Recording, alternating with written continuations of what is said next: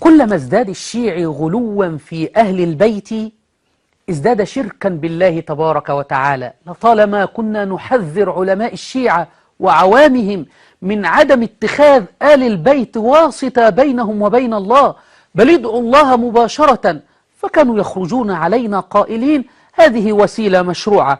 والآن وصل بهم الأمر أنهم يتوسلون بأحذية آل البيت عياذا بالله إلى الله تبارك وتعالى، يتوسلون إلى الله بحذاء. نعم، عالم شيعي كبير خرج علينا وزعم أنه يتوسل إلى الله بنعل المهدي، فلنشاهد. حتى تيأس منها ويدفعك هذا اليأس لا إلى الانزواء بل إلى كثرة الأعمال في دار الآخرة.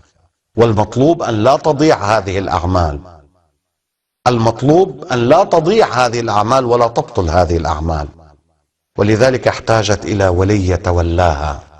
اللهم إني أسألك بحق نعل صاحب الزمان على عالم الكائنات، بحق نعل صاحب الزمان على عالم الكائنات، أن لا توكلنا إلى أنفسنا طرفة عين. يا علماء الشيعة، ما لكم لا ترجون لله وقارا؟ ما لكم لا ترجون لله وقارا؟